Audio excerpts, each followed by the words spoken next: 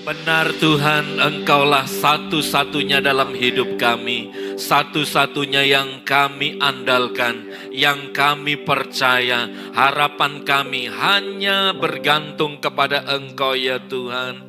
Kami percaya Tuhan Yesus saat ini, kuasa Tuhan nyata di tempat ini, kuasa Tuhan nyata dalam kehidupan kami, sehingga saat ini ya Tuhan, kami dipulihkan ya Tuhan, kami dikuatkan ya Tuhan, kami disembuhkan ya Tuhan oleh kuasa firman-Mu, sehingga hidup kami diubahkan ya Tuhan, seturut dengan kehendak-Mu, pikiran kami diubahkan ya Tuhan, sesuai dengan firman-Mu, sehingga apa yang kami pikirkan, kami lakukan, kami katakan ya Tuhan, semuanya bersumber dari firman-Mu. Terpujilah nama-Mu. Pada pagi hari ini Tuhan, kami buka hati kami bagi firman Tuhan, diberitakan kepada kami semua. Nyatakan kepada kami setiap isi hati-Mu ya Tuhan, sehingga kami bukan hanya memahami tapi melakukannya dalam kehidupan kami. Dalam nama Tuhan Yesus Kristus kami bersyukur dan kami berdoa. Haleluya. Amin. Tepuk tangan buat Tuhan Yesus Kristus. Haleluya. Silakan duduk kembali Bapak Ibu Saudara-saudara. Senang dan bersuka cita bisa dapat kembali bersama-sama dengan saudara-saudara GBI Duta Kerajaan Jatibarang di tempat ini.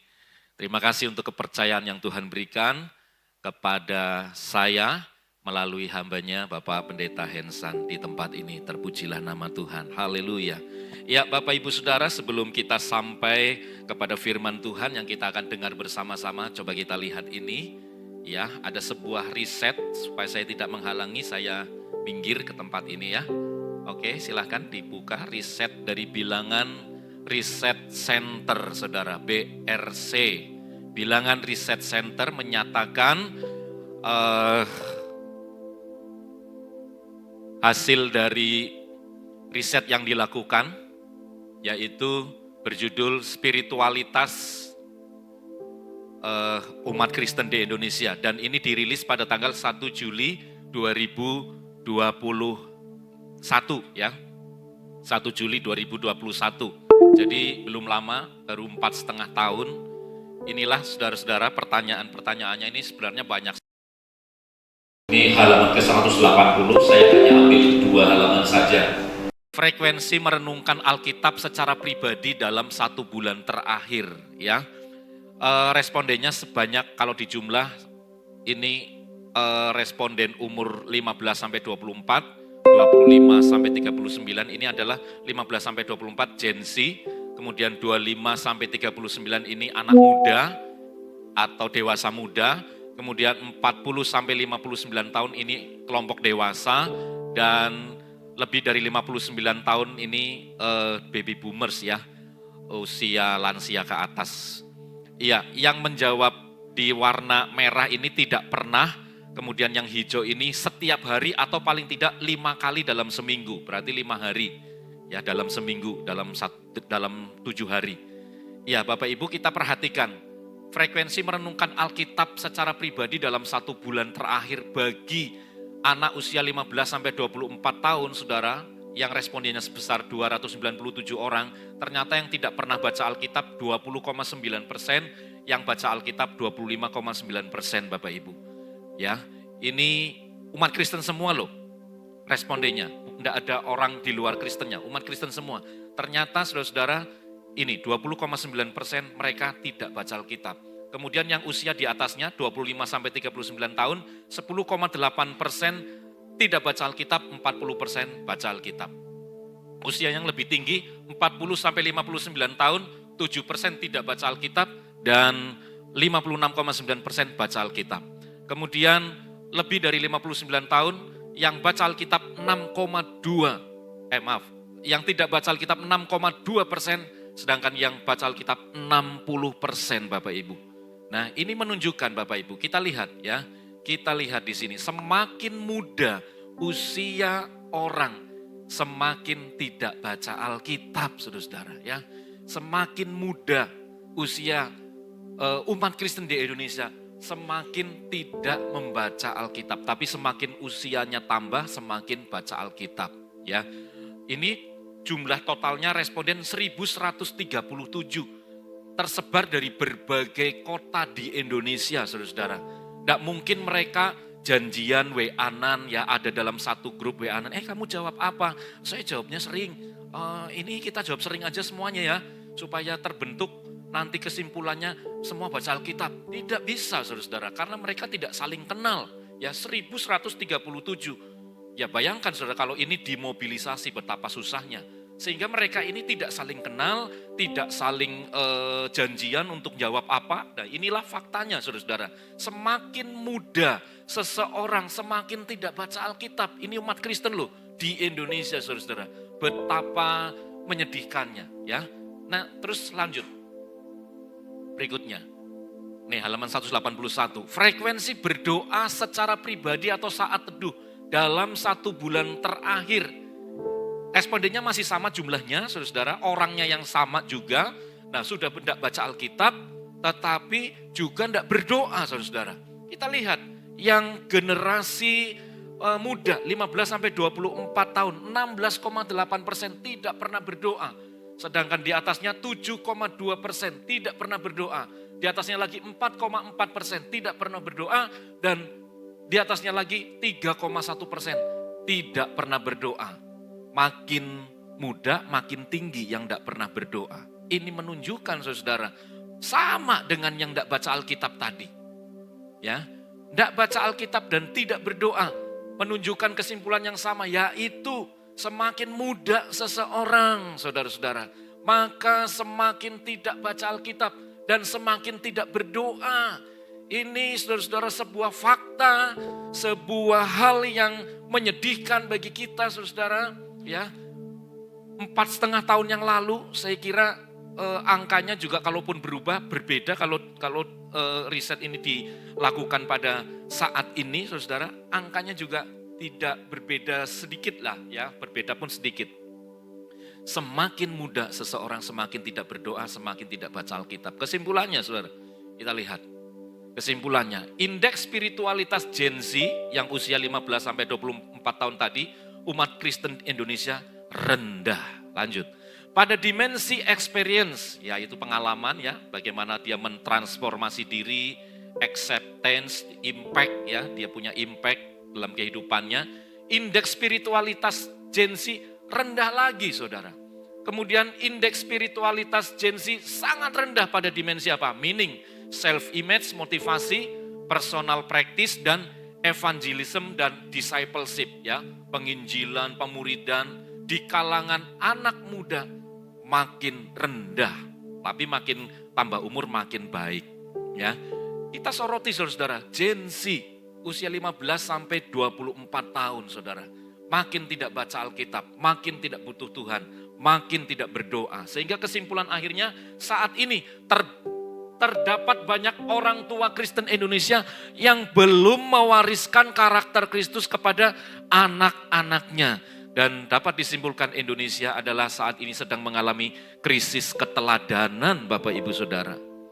Oleh sebab itu Paulus berkata ya kepada kita, Filipi pasal 4 ayat 8-9 bunyinya demikian. Jadi akhirnya saudara-saudara, semua yang benar, semua yang mulia, semua yang adil, semua yang suci, semua yang manis, semua yang sedap didengar, semua yang disebut kebajikan dan patut dipuji, pikirkanlah semuanya itu. Dan apa yang telah kamu pelajari, dan apa yang telah kamu terima, dan apa yang telah kamu dengar, dan apa yang telah kamu lihat padaku, lakukanlah itu. Maka Allah sumber damai sejahtera akan menyertai kamu. Paulus ya mewariskan karakter Kristus kepada jemaat di Filipi. Pada waktu dia menulis surat ini, dia tidak sedang dalam keadaan santai, tidak sedang dalam keadaan baik-baik saja, tidak. Dia sedang dalam penjara, saudara-saudara. Dan penjara Filipi itu penjara yang cukup berat dijalani oleh Paulus, saudara-saudara.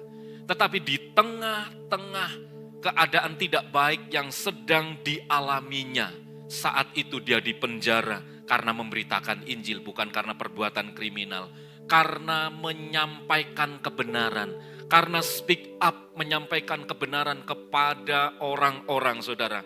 Ia dipenjara, dan di tengah penderitaannya di penjara tersebut, dia menulis suratnya. Nah, saya tertarik dengan ayat 9 yang berwarna kuning, yang berkata, dan apa yang telah kamu pelajari, dan apa yang telah kamu terima, dan apa yang telah kamu dengar, dan apa yang telah kamu lihat padaku. Coba perhatikan, pelajari, terima, dengar, lihat. Pelajari, terima, dengar, lihat. Paulus mengajari jemaat. Paulus memberikan sesuatu untuk jemaat terima.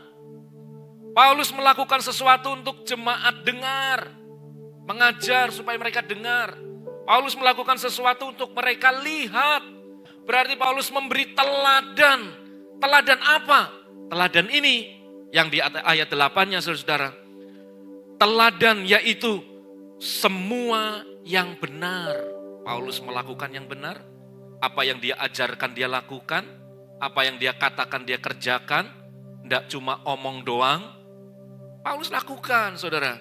Apa yang mulia, apa yang adil, apa yang suci, apa yang manis, apa yang sedap didengar, apa yang disebut kebajikan, Paulus ajarkan, Paulus perlihatkan kepada mereka, karena Paulus mengerjakannya.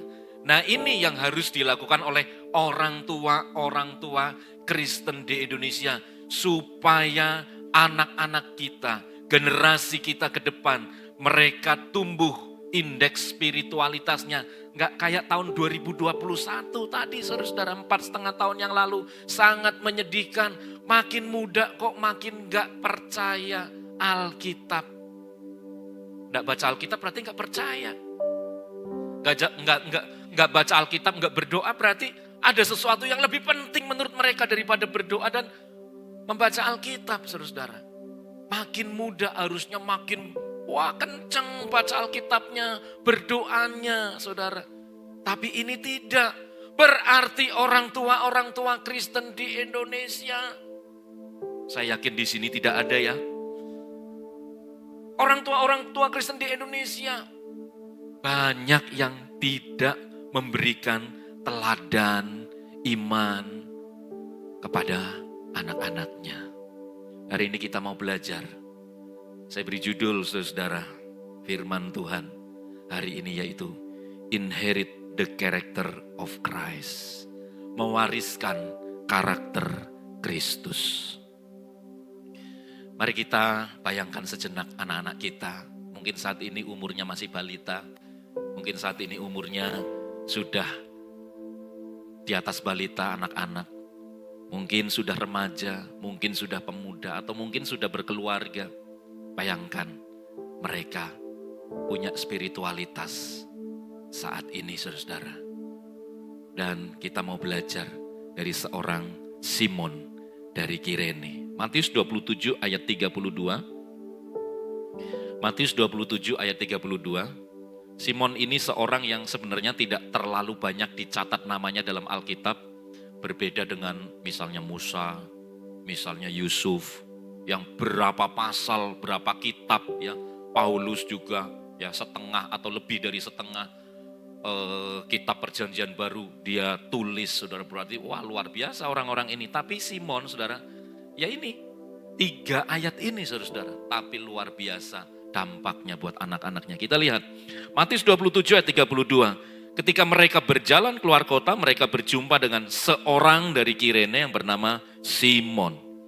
Orang itu mereka paksa untuk memikul salib Yesus.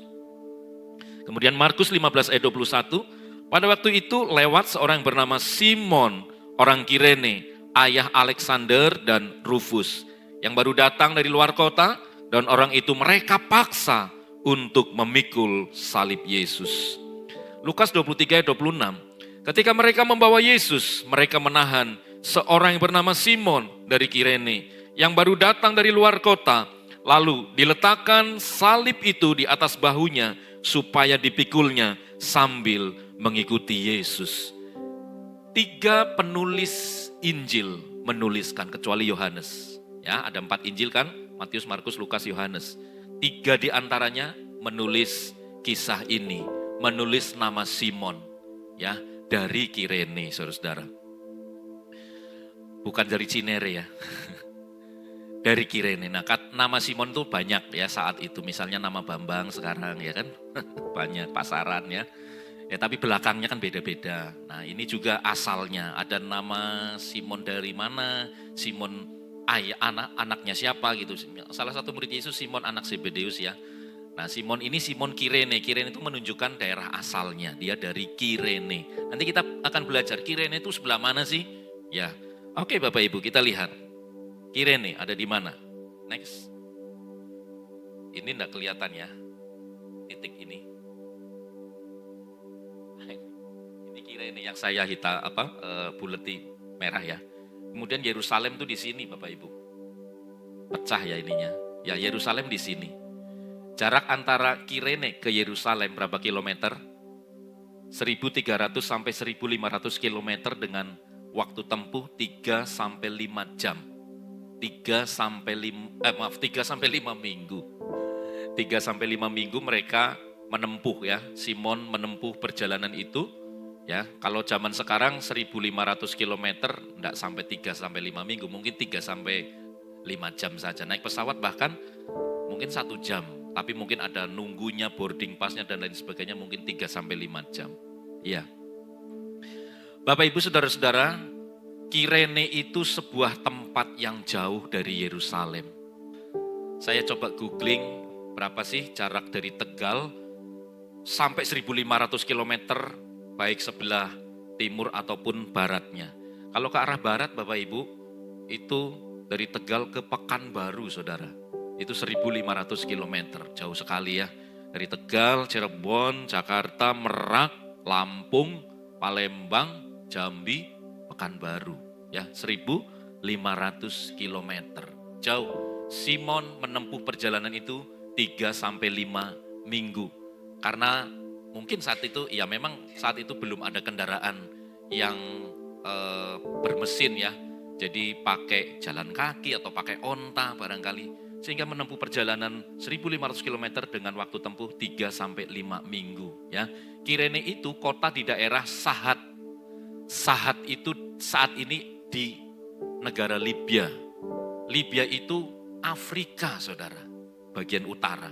Ya, bisa ke Yerusalem bisa lewat jalur laut Mediterania. Di situ ada Pulau Siprus, ya, laut Mediterania itu yang biru-biru. Tapi bisa juga pakai jalur darat itu melewati Mesir, saudara. Ini Kairo, ini Mesir, ya. Dari sana seret ke sini Yerusalem. Nah, bayangkan saat itu Simon baru tiba dari luar kota, ya dari Kirene itu, baru tiba. Dia datang mungkin saat itu tidak untuk pertama kalinya. Dia udah beberapa kali saudara-saudara datang ke Yerusalem. Dia tahu bahwa Yerusalem kota yang padat, kota yang ramai. Tapi hari itu dia baru datang, rasanya keramaiannya berbeda dengan yang kemarin-kemarin. Kok ada orang teriak-teriak salibkan, salibkan, salibkan, ada apa sih? Jadi si Simon ini yang baru datang dari luar kota, dia capek sekali, bayangkan 3-5 minggu durasi perjalanannya. Ya jalan saudara atau naik onta, pasti capek. Kita naik pesawat aja capek, kita naik bis aja capek, kita naik kereta api aja capek kan. Menempuh perjalanan dari Surabaya, Tegal Surabaya 500 kilo saudara-saudara. Ya, Tegal Surabaya 500 kilometer. Ya, nah berarti kalau 1.500 kilo, Tegal Surabaya, Surabaya Tegal, Tegal Surabaya lagi. 3 kali perjalanan. Capek enggak? Kita 1 kali perjalanan aja capek. Untuk pulang mesti ya nanti 2 hari lagi atau 3 hari lagi gitu ya. Nah ini capek sekali saudara. Tapi didorong oleh rasa penasaran, ada apa itu kok rame-rame? Ada apa itu kok ada orang ngomong salib, salib, salib. Lalu ada suara ceder, ceder, ada apa? Saya mau lihat Dia lihat, tahu-tahu dia ada di barisan depan. Ya, tiba-tiba ada tangan yang kuat menariknya. Itu tangan tentara. Kemudian dia bilang, tentaranya itu bilang apa? Pegul salib ini. Pegul salib ini. Wah dipaksa. Kan tadi ya baik Matius maupun Markus menyatakan apa? Dia dipaksa. Hal yang sama ya. Menyatakan dia dipaksa. Iya. Dan di antara penulis kitab Matius, Markus, Lukas ini yang paling lengkap menuliskan keterangan di tulisannya tentang Simon adalah Markus, saudara-saudara. Di mana Markus di situ Markus di situ menuliskan nama anaknya, yaitu Alexander dan Rufus, saudara. Ya, Alexander dan Rufus. Alexander anak pertama, Rufus anak kedua. Itulah dua orang anak Simon. Nah, kita lanjutkan, saudara. Mau ngapain sih Simon ke Yerusalem? Simon ke Yerusalem karena dia penganut agama Yahudi. Ya, orang Afrika menganut agama Yahudi.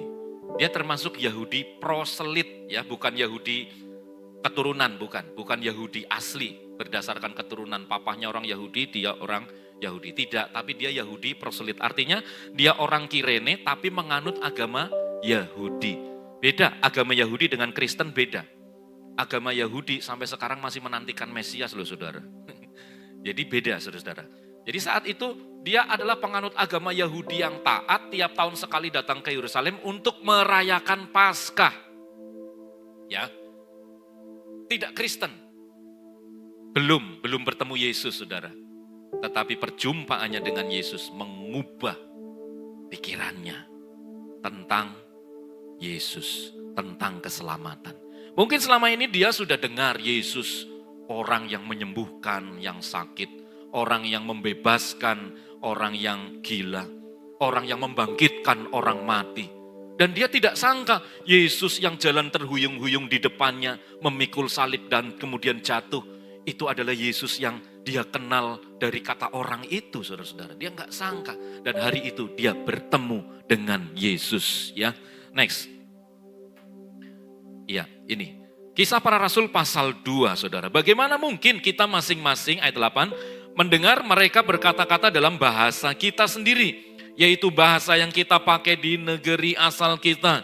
Kita orang Partia, Media, Elam, penduduk Mesopotamia, Yudea dan Kapadokia, Pontus dan Asia, Frigia dan Pamfilia, Mesir dan, lihat, daerah-daerah Libya yang berdekatan dengan Kirene, pendatang-pendatang dari Roma. Bapak Ibu, pada saat hari Pentakosta, Roh Kudus dicurahkan pada 120 orang murid di loteng Yerusalem, itu mereka mengalami bahasa roh, mereka bernubuat, mereka menggemparkan kota Yerusalem. Dan orang-orang di luar gedung itu mendengar apa yang murid-murid ini katakan. Mereka tiba-tiba bisa berbahasa mereka. Karena itu mereka takjub, mereka melongo. Loh, ini murid-murid Yesus. Murid-murid Yesus sekolah, tapi sekolahnya tidak tinggi, saudara. Mungkin tidak sampai perguruan tinggi lah kalau zaman sekarang. Sekolah mungkin hanya sampai SD, mungkin aja nggak lulus. Atau mungkin hanya sampai SMP, begitu, saudara. Ya, karena mereka, murid-murid Yesus ini, latar belakangnya kan nelayan, ya, ada yang nelayan, walaupun ada yang pemungut cukai juga, tentu mereka sekolah yang tinggi. Nah, saudara-saudara, murid-murid Yesus ini tentu tidak bisa bahasa asing, tidak bisa bahasa Partia, Media, Elam, Mesopotamia, dan seterusnya. Tidak bisa, saudara. Tapi hari itu mereka berbahasa-bahasa mereka, makanya mereka takjub. Nah, saudara, di sini ada orang daerah Libya yang berdekatan dengan Kirene. Jadi betul ya, clear ya, bahwa orang Kirene pun datang ke Yerusalem. Dan di antara sekian banyak orang Kirene yang datang ke Yerusalem, salah satunya adalah Simon. Dan Simon bertemu dengan Yesus pada saat dia memikul salib Yesus, membantu Yesus yang sudah kepayahan. Udah jatuh 3 kali, saudara. Mau dibangunkan lagi sudah gak kuat Tuhan Yesusnya. Karena sejak tadi malam dia udah dianiaya, gak tidur loh Tuhan Yesus. Malamnya sebelum disalib itu, disalibkan ya, dianiaya begitu rupa. Maka dia ketika bawa salib ke Bukit Golgota gak kuat, 3 kali jatuh. Jatuh yang ketiga baru Simon disuruh bantu dengan paksa. Tapi perjumpaan yang terkesan seperti insiden bagi Simon yang saya yakin awalnya dia pasti bersungut-sungut dan menggerutu, memberontak dalam hati. Kok saya? Di antara sekian banyak orang, ribuan ratusan yang nonton, kok saya yang disuruh?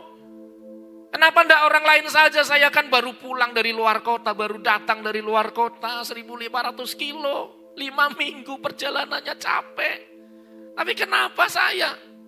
Tuhan pilih dia, saudara-saudara. Akhirnya dia percaya Yesus secara mencatat. Ya, dan ini sebuah puisi yang tidak ditulis oleh Simon, tapi ditulis oleh orang lain yang membuatkan puisi buat Simon. Next, kita lihat. Aku hanyalah pejalan kaki dari Kirene, hendak pulang melepas lelah setelah hari yang panjang, namun prajurit Romawi menghentikan langkahku, memaksa bahuku menopang kayu yang berat. Kayu kasar menekan pundak, darah dan peluhnya menetes di sela kayu itu. Awalnya kupikul dengan gerutu dan benci. Mengapa harus aku? Mengapa harus aku? Namun tatapanmu, oh sang terhukum, menenangkan jiwaku yang berontak. Salib ini bukan lagi beban, melainkan kehormatan yang tak terlukiskan. Kupikul bebanmu menuju bukit tengkorak. Hari itu hidupku berubah selamanya. Terima kasih Yesus, karena aku diizinkan membawa salibmu, meski awalnya terpaksa. Perjumpaan Simon dengan Tuhan Yesus tanpa kata, saudara. Tuhan Yesus tidak ngomong apa-apa dalam perjumpaan itu. Mereka baru pertama kali ketemu. Sebelumnya tidak pernah ketemu. Mungkin Simon hanya mendengar nama Yesus dan hari itu baru ketemu. Pertemuan tanpa kata. Tetapi melihat tatapan mata Yesus. Simon yang awalnya menggerutu dan memberontak karena dipaksa pikul salib dengan keadaan tubuh yang tidak siap karena capek. Tapi langsung tenang. Dan hari itu dia percaya Yesus. Orang ini orang benar. Lalu setelah sampai di Bukit Golgota, Yesus disalibkan. Kakinya dipaku, tangannya dipaku.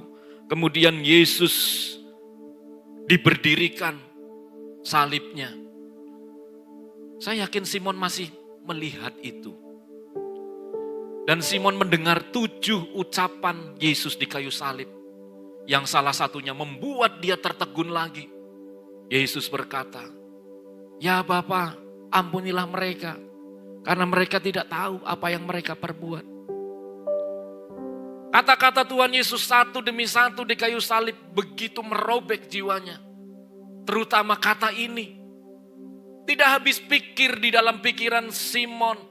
Begitu berat dianiaya. Begitu berat, begitu banyak luka-lukanya, darah menetes dari punggungnya, dari sekujur tubuhnya. Kok masih bisa orang ini mengampuni? Dari situ Simon langsung mengikut Yesus, saudara.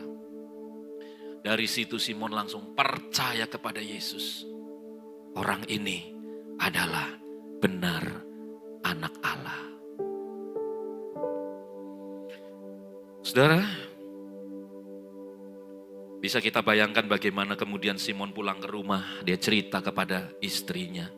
Dia cerita kepada anak-anaknya. Istriku, anak-anakku, sini kumpul, papa mau cerita. Biasanya papa berangkat ke Yerusalem, tidak terjadi apa-apa. Tapi kali ini papa mau cerita karena ada kejadian yang luar biasa yang menimpa papa. Lalu dia cerita dengan runut. Begitu papa sampai di Yerusalem, papa dipaksa untuk memikul salib orang terhukum itu. Papa menggerutu papa karena capek. Papa memberontak. Tapi papa melihat mata orang ini begitu luar biasa. Tenang dan meneduhkan papa. Papa percaya kepada dia, dialah juru selamat. Istriku, anak-anakku, ayo kita percaya kepada dia. Dialah juru selamat. Nah saudara, sejak saat itu saudara-saudara, Simon dan seluruh keluarganya percaya kepada Yesus. Kita lihat, next, Markus 15 ayat 21. Iya, Pada waktu itu lewat seorang yang bernama Simon, orang Kirene, ayah Alexander dan Rufus yang baru datang dari luar kota. Dan orang itu mereka paksa untuk memikul salib Yesus. Ya, ada seorang penulis buku yang bernama R.C. Halensky, ya. Orang ini hidup tahun 1864 sampai 1936 dalam bukunya The Interpretation of Saint Matthew Gospel, ya. Interpretasi atau pandangan tentang Injil Matius, ya, yang diterbitkan ini Augsburg Publishing House tahun 61 di print ulang atau dicetak ulang, saudara. Di halaman 1105, catatan untuk Matius 27 ayat 32. Dan dia menyebut ini, saudara. Markus menyebutkan nama anak-anaknya, ya. Bahwa kemudian mereka memegang posisi terkemuka dalam gereja. Dari data ini dapat diambil kesimpulan bahwa perjumpaannya dengan Yesus yang unik ini menyebabkan pertobatan Simon, dan itu dilanjutkan dengan keunggulan iman anak-anaknya dalam gereja mula-mula. Ya, Lenski ngomong begitu. Berarti sejarah membuktikan, saudara, bahwa Simon habis pikul salib pulang ke rumah, dia percaya Yesus, dia bawa istrinya, dia bawa anak-anaknya, percaya Yesus. Inherit the character of Christ benar-benar terjadi di dalam keluarga Simon. Simon sejak itu diubahkan dan dia memberi teladan kepada istri dan kepada anak-anaknya untuk juga saudara-saudara mereka diubahkan. Banyak orang tua Kristen hari ini yang hanya dirinya sendiri yang mengalami Kristus. Anak-anaknya gak baca Alkitab, biarkan. Anak-anaknya gak ke gereja, dibiarkan. Anak-anaknya gak berdoa, gak diurus. Saudara-saudara, jangan sepelekan gak baca Alkitab, gak berdoa, gak beribadah. Kalau itu terjadi kepada anak-anak kita, mulai dia malas untuk ke gereja, baca Alkitab dan berdoa, saudara, mulai dia malas. Ayo diurus, saudara-saudara. Diurus. Sebab kalau mereka dibiarkan untuk tidak berdoa, membaca Alkitab, beribadah, maka akan seterusnya dia akan mengalami kejauhan dari Tuhan. Hidup jauh dari Tuhan. Ya, saudara, ada ya fakta-fakta di lapangan bagaimana dulu papahnya majelis gereja, tapi hari ini anaknya jangankan melayani, datang ke gereja pun enggak. Itu kenapa? Karena ada pembiaran dari orang tua. Orang tua udah melakukan tapi tidak memberi teladan, tidak mendorong. Jangan-jangan orang tuanya nggak baca Alkitab juga, sehingga anak-anaknya nggak melakukannya juga. Mungkin orang ini nyuruh, orang tua ini nyuruh, ayo baca Alkitab. Dalam hati anak-anak, papa juga enggak. Ayo berdoa anak-anak. Dalam hati anak-anak, papa juga enggak, cuma nyuruh-nyuruh doang. Berilah teladan. Dan sejarah membuktikan. Next. Saint Rufus. Uskup Rufus dari Tebes. Saya pelajari, saudara, saya mempersiapkan ini. Ya, Rufus setelah itu jadi apa gitu dalam gereja. Oh, saya temukan ini, saudara-saudara. Di Alkitab nggak ada. Tapi saya temukan di Wikipedia, ensiklopedia. Nih, linknya di bawah. Jadi Rufus, anaknya Simon. Rufus dari Tebes, karena dia melayaninya di Tebes gitu ya. Seperti Bapak Gembala Sidang kan dari mana? Rembang ya. Sebelumnya di Rembang, lalu aslinya Kalimantan ya. Orang tuanya dari Kalimantan, kemudian sekarang melayani di Jatibarang. Demikian pula ini Rufus nih. Papahnya dari Kirene, lalu dia melayani di Tebes. Tebes itu di Yunani, saudara. Maka disebut Uskup Rufus dari Tebes, berasal dari di mana dia melayani. Rufus dari Tebes adalah salah satu orang dari 70 murid menurut tradisi Ortodoks Timur. Jadi Tuhan Yesus selain punya 12 murid, ada lingkaran di luarnya lagi yaitu 70 murid. Di luar 70 murid itu ada 120 murid. Di luar 120 murid itu ada 500 murid. Ya, 112 itu yang mengiringi dia kemana-mana, 70 itu yang diutus menginjil, kemudian 120 itu yang berdoa di loteng Yerusalem, 500 itu yang melihat Tuhan Yesus naik ke sorga kan. Jadi ini termasuk di antara 70 murid saudara-saudara. Itu menurut sejarah ya. Ia adalah uskup Thebes di Yunani dan menurut beberapa tradisi ia disebutkan dalam Roma 16 ayat 13. Namun menurut kamus Alkitab Easton, Rufus dalam Roma 16 merujuk pada Rufus yang disebutkan dalam Injil Markus. Sama, anaknya Simon jadi uskup. Belum ada reformasi gereja yang kemudian menjadi Kristen Protestan. Jadi waktu itu masih sama, Katolik maupun Kristen masih sama, pengikut Kristus semuanya. Ya. Jadi Rufus ini pemuka. Rufus ini gembala sidang. Kalau zaman sekarang. Di kota yang namanya Thebes di negeri Yunani. Siapa Rufus? Rufus anaknya Simon Kirene. Siapa Simon Kirene? Orang yang berjumpa dengan Yesus, pikul salib Yesus itu. Jadi perjumpaan Simon itu begitu mengubah bukan hanya hidupnya, tapi istrinya, anak-anaknya saudara-saudara. Luar biasa. Kenapa terjadi itu? Karena Simon memberi teladan. Inherit, mewariskan karakter Kristus yang mengubah hidupnya kepada anak-anaknya, saudara-saudara. Mari, saudara-saudara, kita yang sudah punya anak, ya, atau mulai dari lingkungan keluarga kita bawa mereka, berikan teladan-teladan yang baik, wariskan iman kepada mereka. Anggap serius kalau mereka tidak baca Alkitab itu harus diseriusi, saudara-saudara. Karena Alkitab itu penting. Karena Alkitab kalau tidak dibaca kita tidak ngerti kebenaran. Kalau tidak ngerti kebenaran, mikirnya bukan kebenaran. Ngomongnya bukan kebenaran. Apa yang dilakukan bukan kebenaran. Jadi jangan anggap sepele kalau anak-anak kita malas membaca Alkitab, berdoa, malas berdoa dan malas beribadah. Jangan anggap sepele. Jangan kita berkata, kecuali sakit, ya kecuali sakit gak bisa bangun. Kalau dia sehat, saudara, bangunkan, ayo anak-anak ke gereja. Jangan kita kemudian memberi kompromi pada mereka. Iya dia capek hari ini, hari Minggu. Gak apa-apa, istirahat. Waduh, jangan. Serius loh saudara. Kalau masih anak-anak saja tidak dibiasakan untuk butuh Tuhan, maka masa dewasanya dia gak butuh Tuhan. Lanjut saudara-saudara. Paulus menulis dalam Roma 16 ayat 13. Salam kepada Rufus, orang pilihan dalam Tuhan, dan salam kepada ibunya yang bagiku adalah juga ibu. Nah ini, penulis buku lagi, Charles Spurgeon, hidup tahun 1834 sampai 1892. Dalam bukunya The Great Cross, pembawa dan pengikut, ya, di print ulang tahun 73 nih buku ini, ya.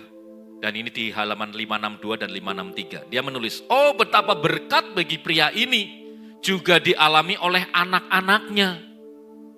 Berkat bagi pria ini apa? Dipilih oleh Tuhan kan? Di antara ribuan orang yang berdiri di jalan di Yerusalem itu dia yang dipilih pikul salib sehingga dia jadi bertobat. Tapi juga berkatnya turun ke anak-anaknya. Lihat. Bagi pria ini juga dialami oleh anak-anaknya. Berdoalah saudara-saudaraku yang terkasih, kiranya Anda memiliki anak seperti Alexander dan Rufus yang membuat Anda dikenang karena telah menjadi ayah mereka.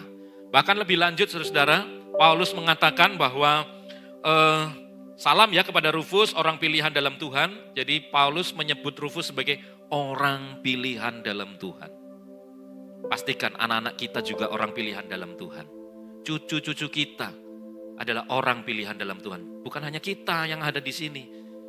Ya, keluarga kita semuanya pastikan mereka juga adalah orang-orang pilihan Tuhan. Melalui hidup kita beri teladan pada mereka. Kita wariskan iman kepada mereka. Terus, salam juga kepada ibunya yang bagiku adalah juga ibu. Jadi Bapak Ibu Saudara luar biasanya lagi adalah ibu dari Rufus yaitu istrinya Simon. Dia juga melayani Tuhan. Saya bayangkan bagaimana Paulus waktu itu mungkin begitu akrab, begitu dekat hubungan mereka, komunikasi mereka begitu dekat sekali, ya, begitu dekat sekali sehingga Paulus menulis, bagiku juga adalah ibu. Jadi ibunya Rufus punya rasa keibuan yang hebat. Jadi Paulus menganggap Mama Simon, ya, tidak ada namanya di sini. Jadi kita sebut saja Ibu Simon. Ibu Simon bagiku adalah ibu. Luar biasa. Sebuah kisah nyata, William Kemmler, ya, ini orangnya. Di sebelahnya adalah kursi. Tapi jangan sembarangan duduk di kursi ini karena kursi ini adalah kursi listrik, saudara. William Kemmler adalah orang pertama di dunia yang divonis hukuman mati dengan memakai kursi listrik. Sebelum William Kemmler divonis mati, memang ada orang-orang yang sudah terlebih dahulu banyak ya, sebelumnya divonis mati. Tapi caranya pancung, gantung, tembak. Ya. Tapi seorang William Kemmler ini orang pertama di dunia yang vonis matinya, eksekusinya dengan kursi listrik. Kursi listriknya seperti itu, dialiri listrik, duduk orangnya dialiri listrik, kursinya aliran listrik 1000 volt, saudara. Tegangan tinggi. Ya. Dia lahir 9 Mei 1860 di Philadelphia, Pennsylvania, Amerika, meninggal 6 Agustus 1890 dalam usia 30 tahun, meninggalnya di penjara Auburn, New York. Penyebab meninggalnya hukuman mati pakai kursi listrik. Istrinya bernama Tilly Ziegler. Kasusnya apa? Apa yang dia lakukan? Kenapa dia dihukum maksimal seperti itu? Lihat kasusnya. Next. Kasusnya adalah, ya kita perhatikan saudara. Kedua orang tua dari imigran dari Jerman, ya. Jadi dia orang Jerman yang tinggal di Amerika. Ayah dan ibu William Kemmler sering kecanduan minum beralkohol. Saat menginjak usia 10 tahun, William Kemmler putus sekolah. Tidak lama kemudian kedua orang tua William meninggal. Ya, ayahnya meninggal karena tawuran dalam kondisi mabuk meninggal. Lalu ibunya meninggal karena penyakit komplikasinya karena alkohol, banyak-banyak minum alkohol dia komplikasi. Dan William sangat kecanduan minum minuman beralkohol. Dia sering mengikuti pesta mabuk-mabukan bersama teman-temannya. Nah, saya gambarkan di situ kampak, saudara. Apa hubungannya? Apa hubungannya kampak dengan William Kemmler? Jadi William Kemmler pada saat mabuk, suatu saat dia mabuk, lalu dia bertengkar dengan istrinya, dan dia ambil kampak, lalu mengkampak istrinya dalam keadaan mabuk. Mabuk karena minum alkohol, saudara. Nah, karena dosa inilah, perbuatan kriminal inilah, mengampak istrinya sampai mati, maka dia ditangkap dan dia diadili. Perjalanan pengadilannya itu 1 tahun lamanya, dan di tahun 1890 dia divonis hukuman mati pakai kursi listrik. Sebenarnya William Kemmler adalah seorang korban. Korban dari siapa? Korban dari papahnya dan korban dari mamahnya. Bayangkan, William Kemmler kecil sebelum usia 10 tahun sudah diperlihatkan bagaimana papah dan mamahnya minum alkohol di rumahnya. Bahkan papahnya meninggal dalam keadaan mabuk tawuran, saudara-saudara. Di usia 10 tahun. Mamahnya juga meninggal tidak lama kemudian, di usia dia masih 10 tahun. Dan mamahnya juga meninggal, ya karena penyakit yang disebabkan karena banyak minum alkohol. Akhirnya anak kecil ini usia 10 tahun yang setiap hari diperlihatkan, ya, teladan bagaimana orang tuanya minum alkohol, ya akhirnya dia minum alkohol juga. Buah jatuh tidak jauh dari pohonnya, saudara-saudara. Dan itulah yang terjadi, dia melakukan mabuk-mabukan, dan dia menikah, dan akhirnya terjadilah peristiwa ini. Sebenarnya dia adalah korban dari orang tua yang tidak memberi teladan iman kepadanya. Seorang bocah di NTT, kita sudah hari-hari ini mendengar itu ya, bocah di NTT, next, yang bunuh diri, ini orangnya, usianya juga 10 tahun, kelas 3 atau 4 SD begitu. Bupati sebut korban anak broken home, ditinggal ayah sejak kecil, bocah SD di NTT selama ini tinggal dengan neneknya, sementara ibunda tinggal di kampung halaman. Ini saya ambil dari berita dari Liputan 6 ya. Itu linknya ya. Dan sebelum anak ini memutuskan untuk gantung diri, dia menulis surat buat mamahnya. Dia tulis dalam bahasa Ngada ya, sebuah kota di NTT. Mama galoze ya, mama pelit sekali.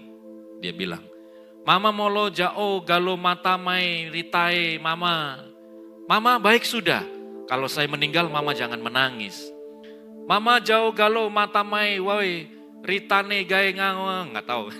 Mama saya meninggal, jangan menangis juga. Jangan cari saya Molo mama, selamat tinggal mama. Dia mati gantung diri di kebun di samping rumah neneknya. Dia hidup dalam kemiskinan. Kenapa? Gara-gara dia minta buku sama pulpen yang harganya 10.000 nggak dikasih sama mamanya. Karena mamanya benar-benar nggak punya uang. Dia menganggap dirinya jadi beban buat orang tuanya. Di situ orang tuanya tidak hadir. Papahnya tidak ada di tempat karena dia memang meninggalkan dia sejak kecil. Sedangkan mamahnya tinggal di rumah lain, di kampung halaman. Dia dengan neneknya saudara-saudara. Dan neneknya usia 80 tahun. Mau cerita sama nenek usia 80 tahun mungkin gak nyambung. Neneknya juga hidup dalam kemiskinan. Dia pikir mungkin kalau saya cerita sama nenek juga gak akan dapat uang 10.000 itu. Memang sisi lain ini kegagalan sebuah sistem ya. Karena PIP-nya gak keluar. Ada sesuatu syarat yang belum dia penuhi saudara. Tetapi lebih daripada itu, broken home. Orang tua yang tidak memberi teladan. Orang tua yang tidak mewariskan iman. Anaknya jadi korban. Terakhir saudara-saudara, saya sampaikan sebuah kisah nyata juga. Next. Keturunan seorang yang bernama Jonathan Edwards dan Max Jukes. Mereka ini teman bareng main waktu kecil. Tahun 1800-an, artinya 200 tahun yang lalu. Teman main saudara, teman main waktu kecil di Amerika saudara-saudara. Tapi Jonathan Edwards, ini bahasa Spanyol ya. Tapi Jonathan Edwards saudara-saudara, seorang yang hidupnya takut akan Tuhan. Karena orang tuanya hidup takut akan Tuhan. Dia mewarisi nilai-nilai firman Tuhan.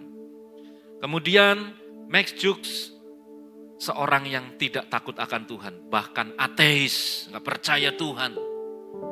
Ada seorang peneliti di Amerika yang menelusuri ya keturunan mereka. Menelusuri keturunan mereka. Dan inilah saudara-saudara keturunan mereka. Ada yang jadi rektor 12 orang. Profesor, pastor, jenderal militer. Ya, ada kongresistas Kristianos, jadi majelis-majelis gereja. Bahkan satu orang jadi wakil presiden, saudara-saudara. Keturunan Jonathan Edwards. Percayalah Bapak Ibu Saudara, kalau kita mewariskan iman, mewariskan keteladanan, hidup dalam firman Tuhan, itu tidak akan sia-sia, saudara-saudara. Amin. Tidak akan sia-sia buat keturunan kita, buat anak-anak kita.